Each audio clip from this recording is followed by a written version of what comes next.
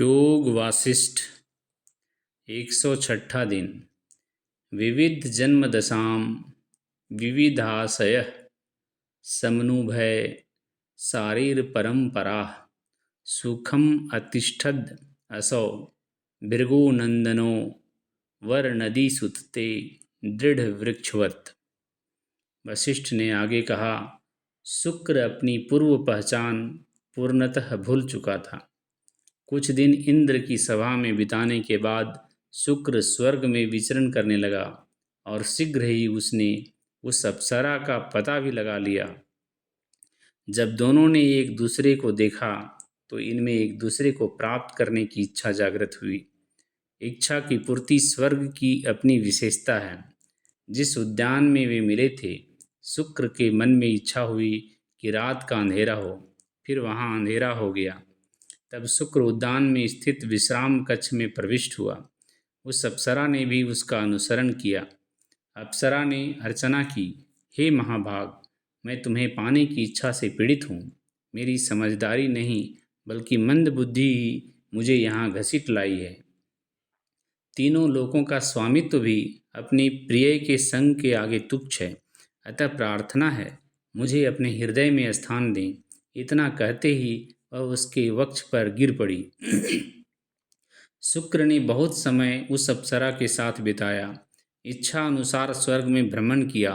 लगभग 8 संसार चक्रों के बराबर अवधि तक वह उस अप्सरा के साथ रहा। दीर्घ काल बाद जैसे ही उसके पुण्य का ह्रास हुआ, वह अपनी प्रिया के साथ स्वर्ग से गिर पड़ा। जब उनके सूक्ष्म शरीर धरती पर गिरे तो वे ओस की बूंदें हो गए और जल कणों में प्रविष्ट हुए। ब्रह्मा ने इनका भक्षण किया, फिर इनका सार उनकी पत्नी को प्राप्त हुआ। शुक्र उनका पुत्र बना, वह वहीं बड़ा हुआ। अप्सरा मादा हिरण बनी। शुक्र ने उससे मानव बालक प्राप्त किया। वह अपने पुत्र के प्रति अत्यंत मोहग्रस्त था। पुत्र के द्वारा उपजाई चिंताओं से शुक्र जल्दी बूढ़ा हो गया और सुख भोगों की मन में चाह लिए हुए उस संसार से विदा हो गया। अगले जन्म में शुक्र एक देश का शासक बना और मरते समय उसके मन में तपस्या और सुचिता की इच्छा बलवती रही। इस प्रकार एक काया से दूसरी काया में जाने और तरह तरह की स्थितियों से गुजरने के बाद शुक्र ने नदी के तट पर खड़े होकर घोर तपस्या की। इस प्रकार अपने पिता के सम्मुख बैठे हुए शुक्र ने लंबा समय चिंतन में व्यतीत किया।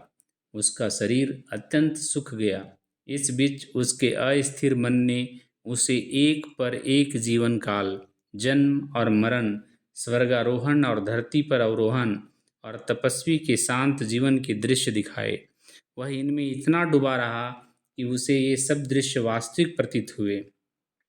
विभिन्न ऋतुओं का प्रहार झेलते झेलते उसका शरीर हड्डियों का ढांचा भर रह गया।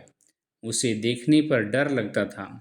उसे जंगली जानवरों ने भी नहीं खाया, क्योंकि वह ध्यान में मग्न भृगु ऋषि के सामने बैठा था और स्वयं उसने भी तप से आत्मबल प्राप्त कर लिया था।